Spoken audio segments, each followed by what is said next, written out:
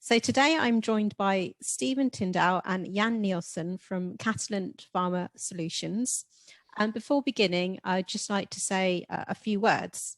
So as part of One Nucleus engagement, one of the key objectives is building up partnerships with companies whose expertise and insights are beneficial and complementary in terms of research fit to other stakeholders in our network. And this represents the partnership that we've built up with Catalent. And this webinar today is just one of the ways that we are committed to delivering this. So I'm delighted that we have the Catalent experts online that we do today to offer their tips and advice into issues relating to drug discovery and development. So just a bit on housekeeping. So I am recording the webinar so that we may distribute it, make it available via One Nucleus and Catalent channels afterwards. And then just to highlight, whilst the presenters are speaking, if you could kindly remain muted, that would be brilliant. And please feel free to use the chat box has been enabled. So please feel free to use that for any comments or questions. And at the end of the presentation, we've reserved some time for Q&A. So I'm now going to hand the stage to Stephen Tindall and Jan Nielsen. So Stephen is part of Catalent's Science and Technology team and is based in Swindon, UK, where he leads the technical support in Europe.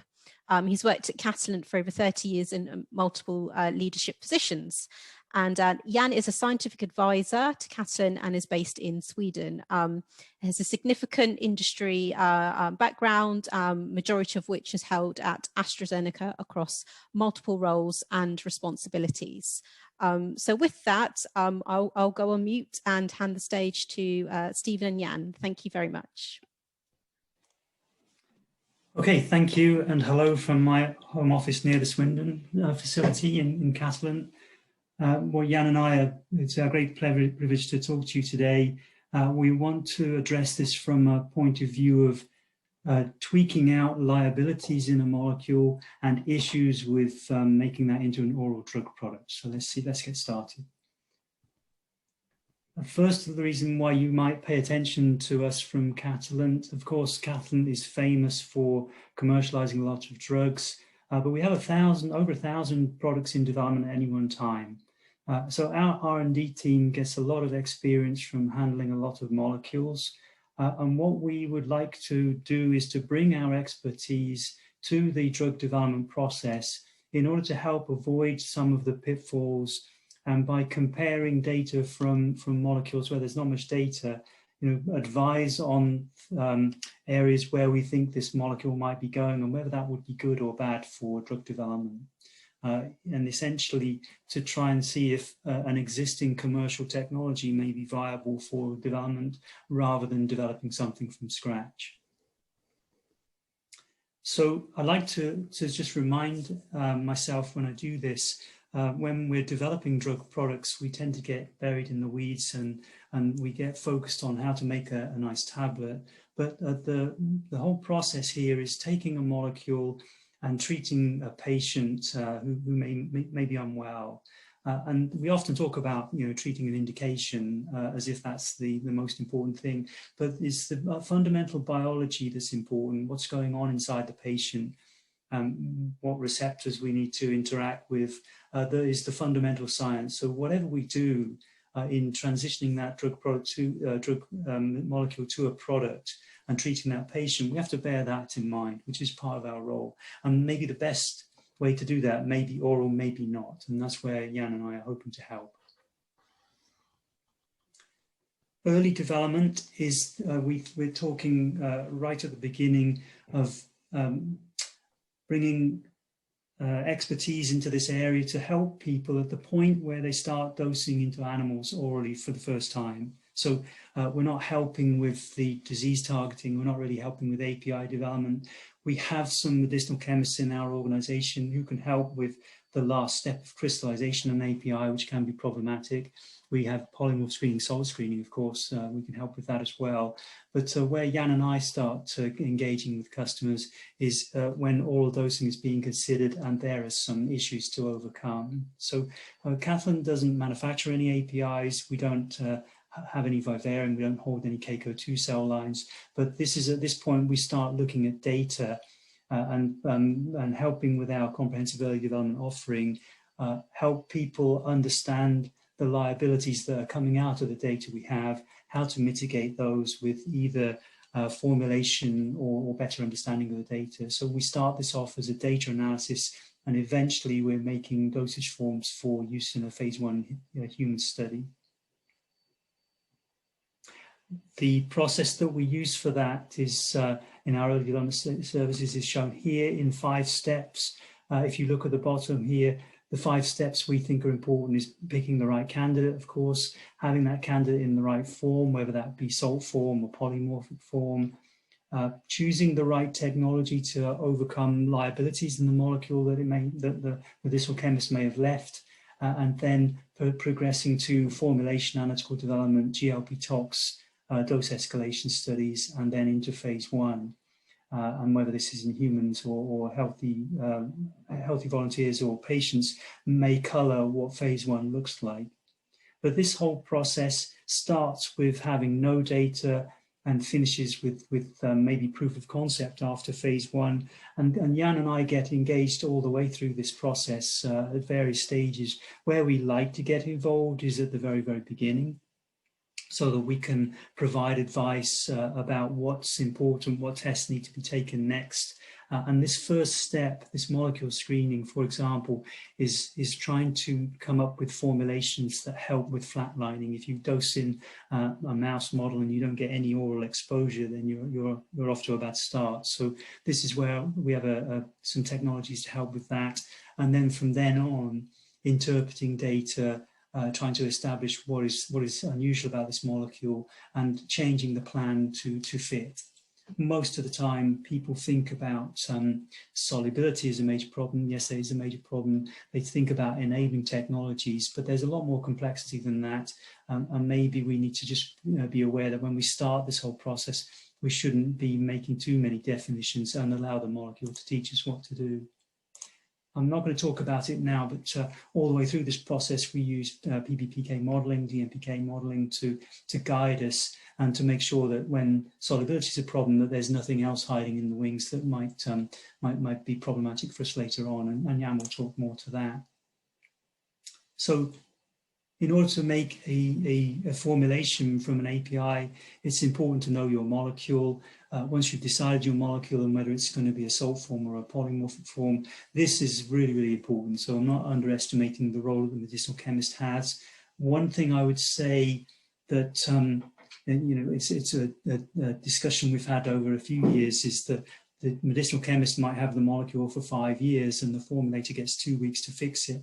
And you'll see a little slide about that later on. But we know that the medicinal chemist is trying hard to make an API that will stand the test of time and be manufacturable. We understand those issues. One thing we need to be important is about knowing what the liabilities are and how they'll help in drug product development. I'll hope to show you a bit more of that later. So early on, when we don't have a lot of data and maybe not much more than solubility and KCO2 data, we use DCS classification to start thinking about a molecule. The DCS classification is an extension of BCS classification using permeability in humans and the dose divided by solubility in biorelevant media to place molecules on a chart. And if a drug is soluble and permeable, DCS1. If it's not soluble or permeable, DCS4, and DCS3 and DCS2 cover the cases where the molecule is permeable but not soluble but not permeable, and permeable but not soluble.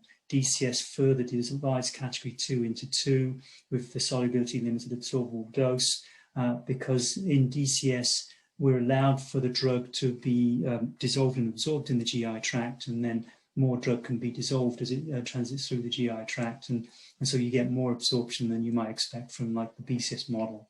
And the slide line tells you if you're increasing your dose for a drug that has a certain permeability and solubility, as you increase your dose and you dose escalate, you can find yourself crossing these boundaries. So even if your dose might be 10 milligram, if you have to dose escalate to 1,000 or 2,000 milligrams, you may actually need to think about what that means for you in terms of whether a simple powder in bottle formulation might be right for you. But we do this early on. It's better to move on to PBPK modeling if that data is available.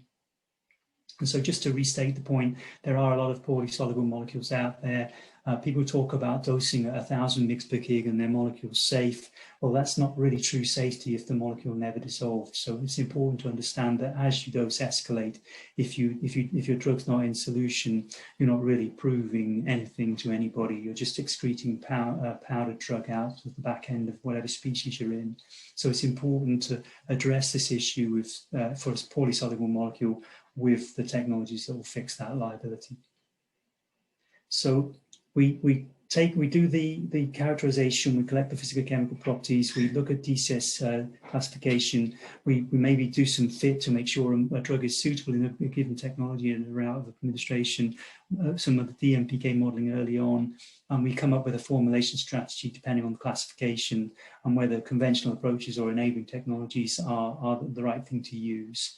The one thing to say here is, and the reason why we want to be involved in API development, we see salt form as a solubility enabler, as well as maybe helping an API to be crystallized and be purified. A salt form can also ionize a molecule and make it more soluble. So we think salt form might be good for you to evaluate salt form in parallel with other technologies. So our whole protocol is designed to using the minimum amount of information, the minimum amount of API to put to bed these major issues about what it is we need to address without spending a lot of time and money.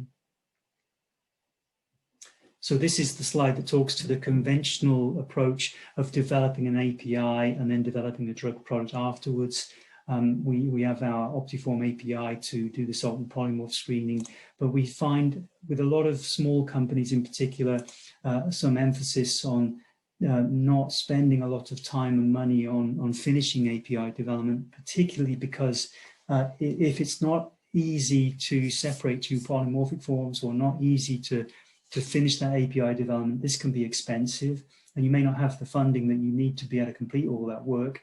And what you need to do is to get to phase 1 and get your proof of concept study to unlock some more funding. And so we often get asked the question, well, if I'm going to be using these enabling technologies and I'm going to be dissolving my API in solvents and lipids, do I really need to worry about my API? And the answer is, well, a lot of people do this. A lot of people park API development. The issue for them is you're kicking the tin down the road. And this might be problematic for you, especially if you're dosing into, say, oncology patients where a successful phase 1 study might precipitate you into a quick phase 2 study, because now you're going to be doing your API development during your drug product optimization, if you want to call that, in phase 2. And so this can bring you some problems. And so the approach of the slides that Jan and I are showing you today, we want to get involved in these early discussions to partner with the medicinal chemists to make sure that we're taking these risks with eyes open. The technologies that I talked about, the enabling technologies I talked about, the first one, solid amorphous dispersions. A lot of people like spray drying for this, dissolving the drug in a solvent, dissolving a polymer system in the solvent and spray drying it to make a solid amorphous dispersion. This immediately, people think about it in terms of fixing a solubility issue. You know, I tend to think of it in the wider sense of fixing liabilities of the API, of which solubility might be one. It's useful because you don't need a lot of API, you're not using a lot of heat. So this is why a lot of people like spray drying. It fixes that solubility issue and enables you to get your data in order to progress and learn more about liability of your drug in vivo. We like lipid solutions as well. We've got a lot of experience with lipid handling in Catalent. It's a wild card, but again, the lipid formulation can be beneficial. Again, not a crystalline API, although the energy you would need to dissolve your crystal has already been used in the manufacturing process. Using a lipid solution You can, as well as avoiding crystalline API, you may be able to recreate some food effect. And if food is boosting your drug's absorption, then lipids can be a good wildcard for those cases where solidly amorphous dispersions don't always work. But if I'm using these systems, do I really need to know my molecule? You're working in solutions, so it doesn't really matter what you put into these formulations. You're working with solutions, so this is why you might be able to skip some of your API development. And we're not making tablets and capsules here. We're using these for oral dosing in animals, so we're not spending a lot of time and money optimizing the formulation. We're looking for the formulation technologies that address the liabilities of the molecule. So I don't need to re-emphasize that anymore. If you haven't seen how a spray dryer works, dissolving the drug in a solvent system and then spraying it and evaporating the solvent effect essentially, and leaving these little particles of drug and polymer. When it's done well, using a spray dryer that has some scalability, you end up with these particles that are scalable. Some of the very small units that are used to make spray drying, they don't have the same process parameters as the larger machines. So although you can make a spray dry dispersion, you might have very, very fine particles that don't represent what you would like in scale up. So there is around about the gram scale, half a gram scale of API is probably the right amount in a slightly larger piece of equipment is a place where we like to start in order to be scalable. We typically make 4 dispersions and compare the performance of maybe 4 different polymer systems or 3 different polymer systems with the last one at 2 different drug loadings, for example. And the idea behind spray dry dispersion is to overcome poor solubility. So if we have a drug being dissolved here, we're looking to get spring and parachute. This is the spring, whereby having the drug in the amorphous form, we get this rapid supersaturation.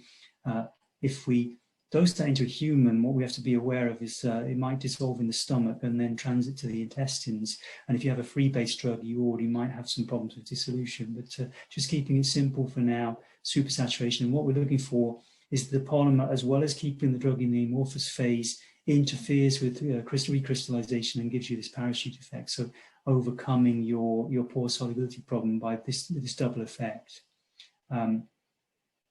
That's what we like to do. There are cases, and this is some data from our small-scale dissolution apparatus with UV probes. This is like comparing prototypes that we've made with different manufacturing processes, spray dry dispersions, HME, and different solvents, different polymer systems, and monitoring here and seeing that we get the spring, but not maybe much of a parachute, and so we have a co-solvent effect here. So this is still good, right? But it's important to understand that maybe if we wanted the parachute, we didn't get it. And the spring is over here in half an hour. So this is right around the amount of time it takes for you to make a suspension for gavage, dose it into an animal, and for it to reside in their stomach. So these are the kinds of studies that we're obsessed about, making sure we understand what's going on and that we have solubility in the animal to improve the quality of the data. I'll talk about that in a bit. And if we see precipitation, maybe we spend a lot of time and effort trying to make a solution, and we're getting precipitation. What we like to do in Catalent is make sure we understand that the precipitation is not problematic, no change of form, no loss of salt status, something like that. So worth spending quite a bit of time on this and not just rushing into animals. In lipid formulations, we use the lipid classification system, different types of lipid formulations, whether they're 100% oil or whether they're surfactant loaded to give you that dispersion. And I've added on here, this is not part of Catalent's system, but 100% co-solvent systems like PEG 100, they do get used because they can solubilize a lot of drug. The co-solvents tend to disperse and leave the drug on its own, so maybe not so good in terms of drug delivery, just as in terms of getting a drug into a person. But the idea here is we try and dissolve the drug in a range of excipients, and we build a lipid system based on where the drug is soluble. And so we come up with options for a customer here if we can get drug loading to be high enough. The difference between a lipid formulation and a solid dispersion then is how to visualize it from a solubility point of view. It's not just dissolving in solution. So we've got here on the left some modeling that was done showing the food effect when you have a tablet dissolving and dispersing and being absorbed, and the effect that food has in changing the partition, and seeing whether you can model that and improve the forecasting of food effect. And using that same kind of approach to say, well, what would happen if I gave my drug in a lipid-based delivery system? You know, my drug is dissolved and it's partitioning into these phases, into the micelles, into the precipitate. But it's an understanding of what's going on here. You need to get from the emulsion droplet into the micelles, into absorption, is where there's a lot of emphasis at the moment. And so just having a drug dissolved in the lipid system may not give you any absorption. That's something you need to watch out for. So that's pretty fast run through of my piece, Jan. If you'd like to take over the presentation, and I'll come back and talk for another 5 minutes at the end about how formulation and PBPK modeling can be brought together. Thank you. Thank you, Steve. I hope you can see my slides, if I did it correctly. Yeah, looks good. Thanks, Good, Jan. thank you. So I'm going to talk about pharmacokinetics and a specific kind of pharmacokinetics called physiologically based pharmacokinetics. I'll get back to that later on. Stephen has talked a lot about solubility, and is that the only reason when you have low bioavailability, or could there be another reason? And before I go into that, I have to explain you what is bioavailability. Probably will know, but I just take it short again. If you have run an IV injection and a per-oral solution, you get the PK curves. If you calculate the areas under the curve of the IV, area under the curve is the area below the blue line, and then also the PO. And if you would take the ratio, and that ratio would give you the bioavailability. If the areas would be equally large, then you would have a bioavailability of 100%. And you can already see in this graph that the oral dose has a slightly lower area than the IV dose. So in this case, we have less than 100% bioavailability. But why is that so? Before I go into that, some more explanation on PBPK first. So we use PBPK software to describe what is happening in the GI tract. And for that, you may want to understand a little bit more about the GI tract. We have different regions. We have the mouth, where there's probably no absorption happening when you take a tablet. There's also very little absorption in the stomach. But then when the drug gets into the small intestine, where we have duodenum, jejunum, and ileum, you can see the transit time is 2 to 4 hours, and the surface area is very large. It's 250 square meters. So this is the region where you want your drug to be absorbed. You can also see the pH in this small intestine. When the drug is not completely absorbed in the small intestine, it goes into the large intestine, the colon. You can see the transit time can vary enormously from 6 to 70 hours. You can also see the surface area is very small, and also the pH. And taking this into account is what is physiologically based pharmacokinetics all about. So we use the software, and in this case it's the GastroPlus PBPK software, to calculate what is happening in the GI tract with respect to release, dissolution, and then absorption.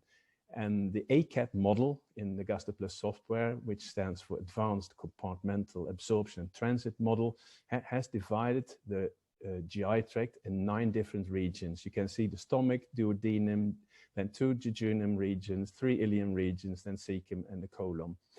And the software calculates for each of these regions how much of the drug is dissolved and absorbed, and what is not absorbed goes to the next compartment and goes to the next compartment. So PBPK software is much more advanced than that, but we use it only for predicting the absorption. You can also, like you can see here, you can also build models around the brain, the adipose tissue, the muscle, and the skin, but it's not the purpose. We want to see how much is absorbed and if we can have a formulation to improve it. After the compound is absorbed, it gets into the bloodstream and in the portal vein and goes into the liver. In the liver, you can have metabolism, and either your compound is degraded or it's continuing into the blood systemic circulation, but it can also be excreted into the gallbladder. And as soon as you take a meal, then the gallbladder empties and your API, your drug, gets back into the duodenum and can be absorbed again. And that is what we call enteropathic circulation. So PBPK software is used to predict the absorption. And if you then also have done an IV PK profile, this will give me clearance and volume. And clearance and volume will describe the PK profile after absorption. So in short, modeling is about predicting the absorption, and preferably you have done an IV and 1 or 2 PO doses. And here in this example, you see an IV infusion, the dotted line, and then you see the low oral dose and the high oral dose. And the modeling is about trying to predict the oral doses. And for this, we use the physical chemical properties and the software. And together with volume and clearance, we try to predict the PK profiles. And in this case, you can see if you have a low oral dose, the half-life after IV and the low oral dose looks the same. But you can see if you go to a higher oral dose, the Tmax, the time to maximum concentration, is delayed quite a lot. And you can also see that the absorption phase is much, much longer, already indicating that either you have a solubility problem or you have a permeability problem with this compound. We build this model for each species. So I build a model around, let's say, rat. Then I use the same, if I have a good model, I use the same settings and I just switch to another physiology. So I switched from rat GI tract to, for instance, dog GI tract. And then I hope that the predictions still work when I put in dog clearance and dog volume. And when I have this correlation between the different animal species, I can also predict human PK. So back to the question, why is oral bioavailability not always 100%? For this, you have to understand fractions. The first fraction, which is important, is the fraction absorbed. This is what is absorbed from the GI tract into the body. The next fraction we call FG. This is the fraction escaping gut wall metabolism. There are enzymes in the gut wall, especially CYP3 and 4, for instance, in human and monkey, which can degrade your drug. When the drug then proceeds into the portal vein, into the liver, we have the next fraction that is important. That is the fraction escaping liver metabolism. And if you go back to high school or whatever school, fractions, if we say 100%, that is equal to 1. So the fraction is 1. If we have 10%, then the fraction is 0.1. So this will only work if you multiply the fractions. But if you multiply FA with FG with FH and use fractions, you will get the exact bioavailability. And you can lose drug in the gut wall and in the liver, and you see here a formula to calculate how much is lost, and I call this first pass loss. So that is what you lose after the absorption, and that will determine your bioavailability as well. So fraction absorbed is very important, because if this is not very high, if it's not 100%, we may increase it with an enabling formulation.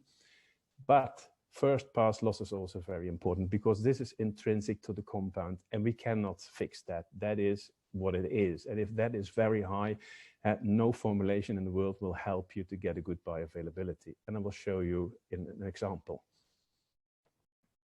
So imagine you have two compounds, compounds 1 and compound 2. You've done your IV and PO and you have your bioavailability of 8% for both compounds. Let's do the PBPK analysis for compound 1. The analysis shows that the fraction absorbed is 80%, which is pretty good. We have no gut wall metabolism, so 100% survives gut wall passage. But this compound, there's only 10% surviving first pass through the liver. And this means that the first pass loss is 90%. So you lose 90% of your compound in the gut wall and the liver together. And that means that of the 80% absorbed, only 8% is your bioavailability. Compound number 2, the PBPK modeling shows that the fraction absorbed is 10%. So 90% goes through the GI tract out again and is excreted. There's no gut wall metabolism here. but 80% of the absorbed amount survives first pass through the liver. And this means that you also have, you only have a first pass loss of 20%, but this means that also here the bioavailability is 8%. And what does this mean in concrete? Compound number one, I would suggest that you either kill the compound, go back to chemistry and design a more stable, metabolically stable compound, or you just accept your low bioavailability. If we get up the fraction absorbed to 100%, your bioavailability will be 10%. You also might consider another dosing route.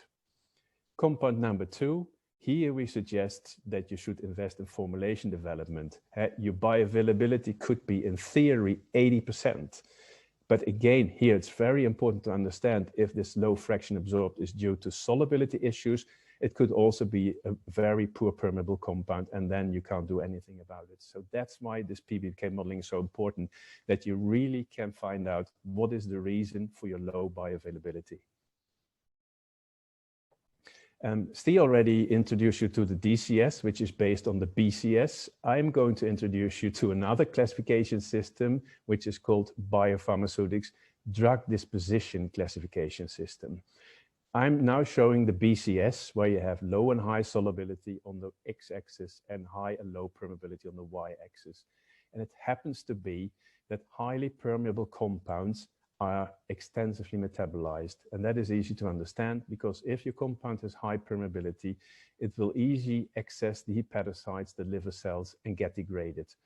So, and in the contrary, if you have a low permeable compound, they have very poor access into the hepatocytes, and they have also very low metabolism. And you don't have to read all the text in these. The important information here is, for me, when I started modeling, I want to know if liver metabolism is the major clearance pathway for your drug, or if it's probably renal or biliary when you have a low permeable compound, because it affects the way I have to model and where I have to put the clearance. This is why I show this, this classification. And most of the drugs that get to us are actually class 2 compounds. So they have low solubility, they have high permeability, and they need some kind of enabling formulation to get absorbed. And typically these compounds are PGP substrates, not all of them, of course, but also 3 or 4 substrates. And this has a huge impact on my modeling. And that's why I use this scheme as well. And these compounds may be at risk for high first pass loss. If I say they have extensive metabolism, it doesn't mean that the metabolism is fast. It just means that more than 70% will be degraded in the liver, but it doesn't say anything about the rate. But if it's fast, then you have high first pass loss. So some project examples. Assume we have an oral small molecule for systemic uptake, which is a DCS2B, high permeable but solubility limited. Here we have the PK, we have the IV and the PO curve, which is the green one. And when I start modeling, as I said, I use the physical chemical properties in the software and extract the clearance and volume from the IV, and I predict the PO curve. And you can see the prediction is not very poor, but I'm over predicting. The Cmax and the AUC are higher than the actual values. I typically then do a parameter sensitivity analysis and let the software find which parameter has to be adjusted for a better fit. And in this case, the software told me that I had to reduce the solubility.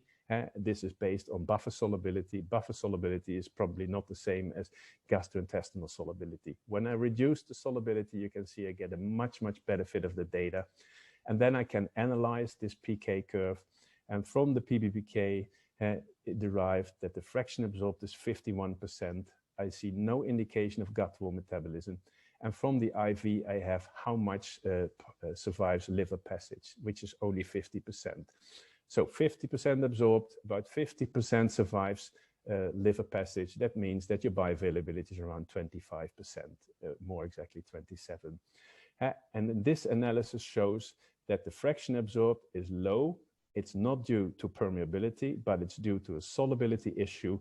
And then we would recommend enabling formulation techniques like amorphous dispersions or lipid formulations to increase the fraction absorbed. Here you can also see that they give a higher dose, there's the 30 milligram, and already by eye you can see the area under the curve is not 3 times higher, although the dose is 3 times higher. You can also see that the Tmax is later, it's 4 hours. Again, very good proof that you have solubility limitation for this drug. A next example, these are human data which came to us, and we did the analysis. It's a 2A molecule. 2A means that they are dissolution limited. So as long as you keep the particle size small enough, you can expect everything to be absorbed, but it may be delayed because part is dissolved and absorbed, and then new part dissolves and gets absorbed. And in this case, when we calculated the half-life, it was shorter than 5 hours. Too short for once daily dosing. You can also see the solubility limited absorbable dose is about 100 milligram, and it fits perfectly the data. You see the 10, the 25, and the 100. They are very nicely and linear. They have the same Tmax. But if you go to 150 milligram, you see suddenly that the area under the curves drops a little bit, but especially that the Tmax gets later. And in this case, we would suggest that you could consider modified release, but it's not sure that it will work. And we again can use PBPK modeling to prove this. This is just a theoretical example. Here you see the immediate release profile. And if you would then make, for instance, a combination product with immediate release and controlled release, you can see that you can get an exposure theoretically between a Cmax, maximum dose, to avoid tox issues, and also the C- to avoid no efficacy. This is theory. So what can we do in practice? I did a fit of all the PO doses. You get again clearance and volume. And when I have the PBPK model, in this case, because it's a DCS2A molecule, I did a parameter sensitivity analysis for particle size. You expect the solution to be important. And the software really shows it very nicely. If you have a large particle size, you can see here the fraction absorbed as a function of dose. A large particle size is a lower, and if you decrease the particle size to small enough, in theory, you would expect 100% to get absorbed. So this is one thing you can do with the software. The other thing is when I analyze this 150 milligram dose, the highest dose, and the software can also show you where the compound is absorbed in the GI tract. And you can see here duodenum, jejunum, ileum, but there is considerable.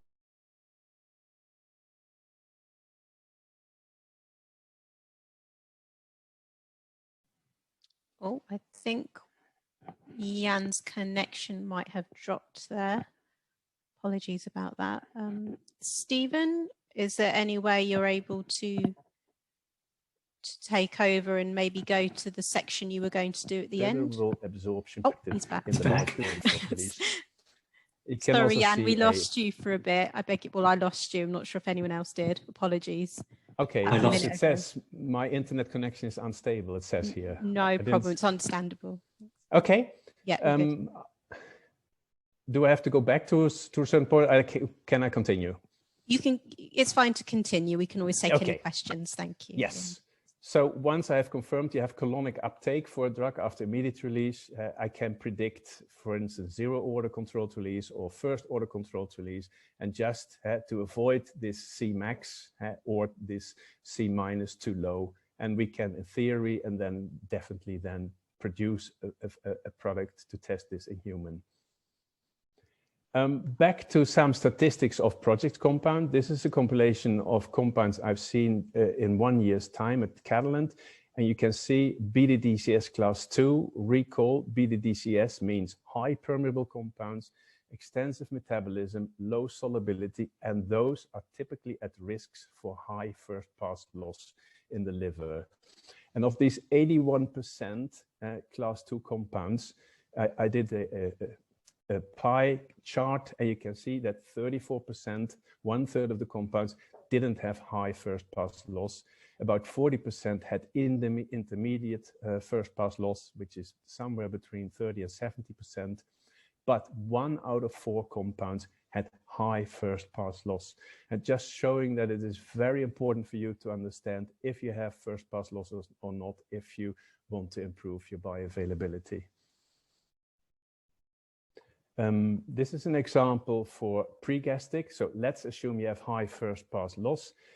What we have in-house is the possibility to develop a tablet which dissolves in the mouth and will give you absorption in the mouth. We call it pre-gastric absorption. Here, in this case, we have an example. It's a DCS1 molecule, so it's very good permeable, very good solubility, but it has extremely high first pass loss. Here you can see the PO curve. When I analyze the PO curve, you would expect from DCS1 100% absorbed, but then the model also shows that's only 1% surviving passage to the gut wall and the liver, and the bioavailability of this compound is just 1%. So the first pass loss is 99%. So you don't necessarily have to kill this compound. You can go other routes, and we would then suggest to develop this pre-gastric route. One limitation is the dose cannot be too high, so you need really a potent compound. Typically, pre-gastric doses are around max of 20 milligrams. And we can do and use the software to predict if this is a viable way to go. You need to know how much uncharged API is in the mouth, because only the uncharged API will be absorbed. This is the example. You can see this, the compound has a very good solubility, but that is based on the ionized API. And at pH about 6.4, you see the solubility drops dramatically, but at the same time, of course, the non-ionized part gets much larger. So in this case, we would develop a pre-gastric formulation with a pH around just above 6, that we assure both good solubility of the total dose, but also a good amount of non-ionized part in the mouth. And continuing, showing how the software works, you can see here's the prediction and the actual measured values, pretty good. And in this case, recall, we had only a bioavailability of 1%, but with this pre-gastric absorption, we could increase the bioavailability to almost 35% absorption in the mouth. But again, doses larger than 20 milligrams are very difficult to produce. I think this was my last slide. I'm giving it back to Stephen. Yep. Okay, let me take over screen sharing.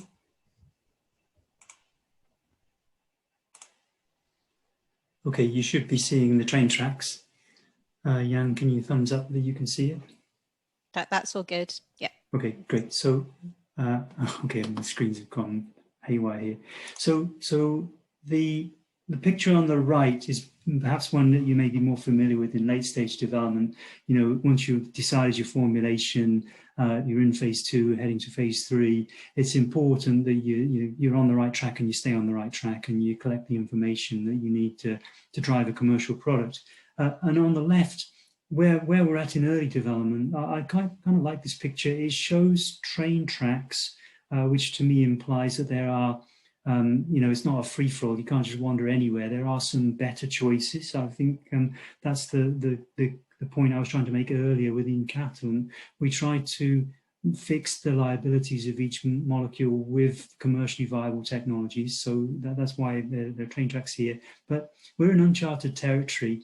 And for small companies in particular, when they only have one molecule, they don't have a reference point to tell them, you know, how this molecule compares with other molecules. And that's one of the advantages of working with Catalent. We've seen a lot of molecules.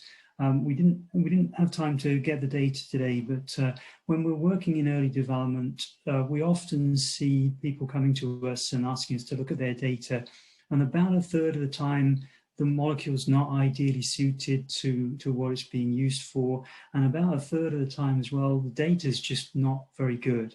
And so one of the things that Jan and I spend our time with people is improving the quality of their data and showing them the liabilities and where they might be going wrong. So going back to that original question, what is it that we're trying to do with the patient? Are we trying to interfere with receptors? Are we interfering with an enzyme? What is the target within the patient? can we think that that will be possible to dose that with oral dosing? Jan's modeling and extrapolation between animals and humans can help us think about whether we have the right bioavailability, or if first pass loss is going to be high, whether that may or may not be possible with an oral dose. And we haven't even mentioned the difference between systemic and local delivery. Of course, we don't necessarily need PBPK modeling for local delivery. And putting this all together in an oral dosage form, can we imagine that that will be successful as an immediate release and modified release? And do we need to think about our dosing strategy in order to bundle all this together? So the differences in preparation for phase 1 are a bunch of different challenges that you don't have in phase 2. And it's great to be fast and flexible in phase 1, but it's also good to partner with people who have some experience in this and avoid some of the common pitfalls and help you stay true to the target that you're aiming for. It's surprising the number of times that customers come to us and don't explain in full detail what they're really trying to do, which is a shame. So another way of saying that is the evolution of formulation. In early development, we might start off with solvents in solutions, and as we progress through preclinical, we might the sophistication of the formulation might increase to now liquids in bottle suspensions, and depending on who the humans are in the phase 1 study, whether they're healthy volunteers or patients, some sophistication of the dosage form may be API in capsule, maybe powder for suspension, maybe just a liquid in bottle if it's healthy volunteers. If it's actual patients, then maybe full dosage form development. So we have to keep our eye on the prize, on that target all the way through. And in addition, take into account that real requirement to show safety in phase 1 is the primary concern, and dose escalation will be needed. So if your molecule wasn't poorly soluble at the starting dose, most of them will be poorly soluble at the escalating dose. So the need for those enabling technologies in this space. Moving on from phase 1, of course, this is where we start to think about what the final dosage form might look like, and Jan's modeling can help with that. I've included a slide here so you can see Catalent has a range of facilities around the world to do the manufacturing. The primary sites for early development I'm going to call out: Nottingham in the UK and San Diego in the US, but we do a lot of different things at different sites, so it's important to be careful about asking the right questions and where that might get done. But those are our centers of excellence for early development, and we have the capabilities to support early development, from profil, manual capsule blend filling, to automated precision dosing, and we're prepared to do any of these simple extemporaneous dosing studies if that's what's needed to get the data that a customer needs. So the reason Catalent wants to be involved in early development, we'd prefer to be involved because we have experience from technology transfers from outside our organization. It's great when a molecule is successful and it gets bought by maybe a big pharmaceutical company who might come and partner with Catalent. But we have a lot of issues with product development here where quality by design wasn't thought into the process right at the beginning. And so we hope that by supporting preclinical development and getting involved early on, we can tick this quality by design box. We can, have the quality built in from the beginning, and both the customer, the patient, and Catalent all win from that early focus. And so the last one, then, the last comment to make is Jan and I are scientific advisors. We've been taken out of product development, so say, in order to be able to support customers with consulting advice. So, the value of PBPK modeling in relation to the time it takes is immense. I can tell you, and Jan's too modest to maybe say this, but he always teaches somebody something that somebody didn't know about their molecule beforehand. So I would fully recommend, and if you look in the literature, you'll see PBPK modeling is a feature of more and more applications to the regulatory authorities around the world. So if you're not thinking about PBPK today, I strongly recommend you take a look. And lastly then, just to reset, I've said it several times already today, what we're really trying to help you is get good quality of data that helps you understand the frailties of your API, using our experience to tell you whether we think that is good, bad, or ugly in relation to other molecules we've seen, and by consulting with you, helping you get the strategy right from the beginning, saving you time and getting patients their medications sooner. And with that, I'd like to move on to questions. Hopefully we've left 10 minutes here. Over to the questions, please. I see a question to me, or actually two. I can start with the first one. What is the minimum set of data needed to do PBPK modeling? So in theory, I only need your molecule structure and I can do the modeling, but that means that everything is predicted based on in silico modeling, and I would not recommend it. So the minimal requirements I have is one solubility value, one permeability value, preferably from KK2, and one metabolic stability value from either microsome incubations or hepatocyte incubations. So I don't need any PK profile. So this is typically what I do very early on when you're still in the stage where you have to select your best molecule. And if you have solubility, permeability, and metabolic stability, how do you rank them if you only have those values? It's very difficult how to treat each value separately. So let me then do a PK prediction. I can do PK predictions in mouse or humans, whatever, and that helps you to get on. The next step would then be, if you do a PK study, see to it that you have an oral and an IV arm. Not very seldom, people go in with only an oral arm, and I really need the IV data to understand the PK. So that is my suggestion. Can directly go to the second question. How often do you see efflux limiting absorption? Very often. Most of the compounds have good permeability, low solubility, and are liable for efflux, like PGP. What I really suggest you to do is do a KK2 study in both directions. So use A to B and B to A. And that is very helpful in my modeling, because I can adjust my modeling to any efflux. And usually this means that I assume higher permeability in the beginning of the GI tract, but then when the compound concentrations get lower, I also reduce the permeability further down the GI tract to get a good fit of the data and to understand how much efflux is involved. Thank you. Thank you, Stephen and Jan. Whilst we wait to see if any more questions come through, I'd just like to highlight that post-event, sorry, turn my camera on, I will be sending a follow-up email, which includes a link to the recording of the session. And if at that point anyone would like me to introduce them to the Catalent team and the speakers here today, then of course I'd be very happy to do that. Just going back to the chat box there. There's one further question there, Jan or Stephen. Stephen.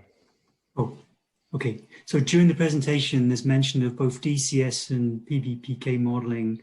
When is it best to use DCS and when is it best to use PBPK modeling? Well, DCS is really a subset of PBPK modeling that only looks at solubility and permeability. So it's a very limited compartment of the small intestine only. So it only has one compartment.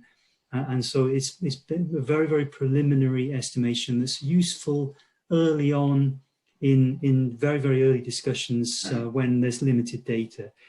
If you're familiar with PBPK modeling, you might even skip DCS. But once you started dosing into species for the first time, either by injection and preferably by oral, then you've created the information that you need for the PBPK modeling. So we use DCS early on in conversations and PBPK modeling when we're getting into the meat of the data. We have a comment in the chat box, Rob from DLRC. Rob, would you rather unmute to ask your question? That's absolutely fine if you'd rather do that. Hi, no, it's okay. Hi there. Hi, Jan, Stephen, thank you. Hi. Yeah, I just had a question. So, you know, I work at DLRC, so we're dealing with clients from a wide range of backgrounds. And so if I've got this modeling, how predictive, or do you get clients that come to you and say, right, here's the molecule.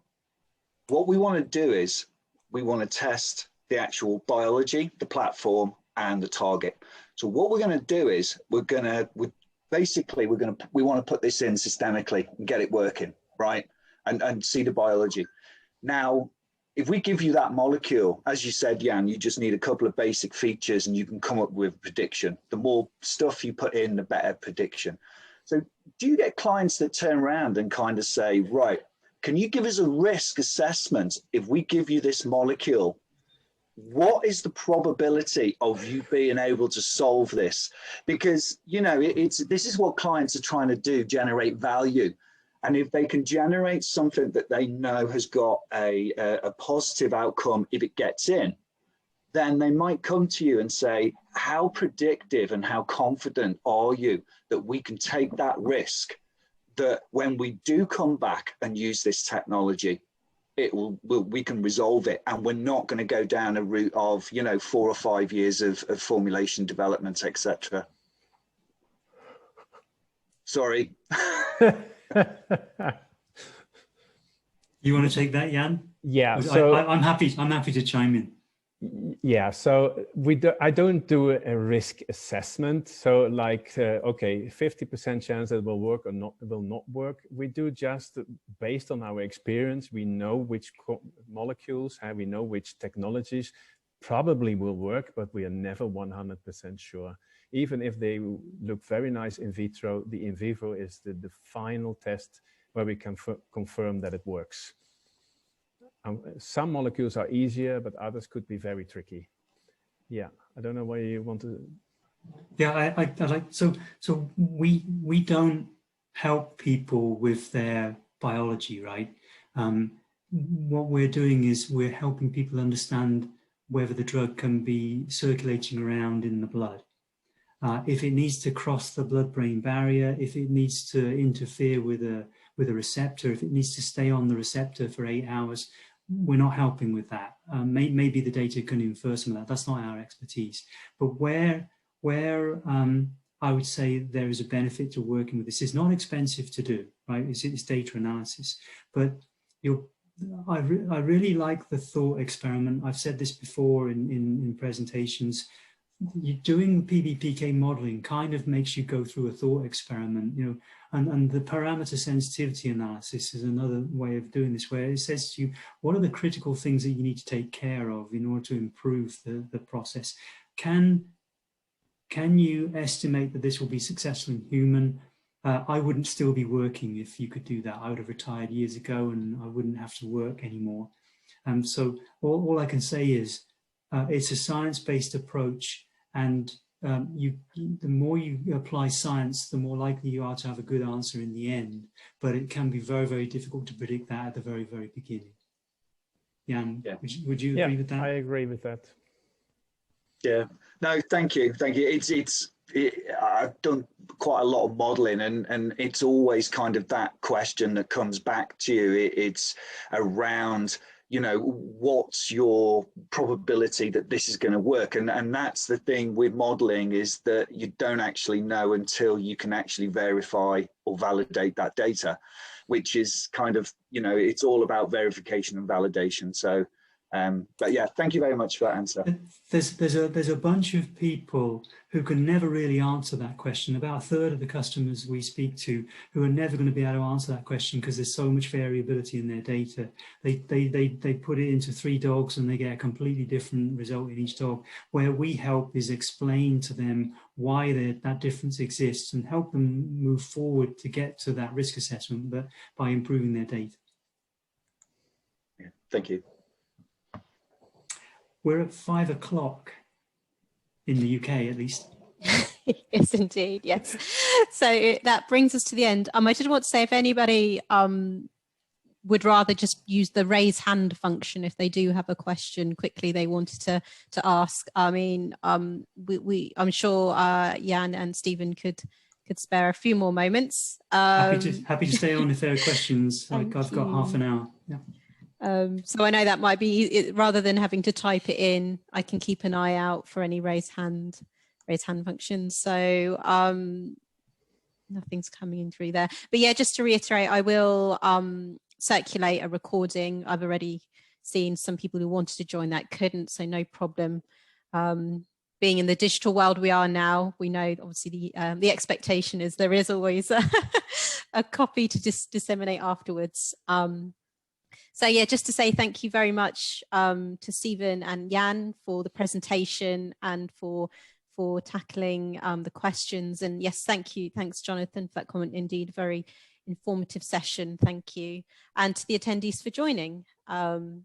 So I just, with that, will wish you a good rest of the day, of the afternoon, and thanks for joining.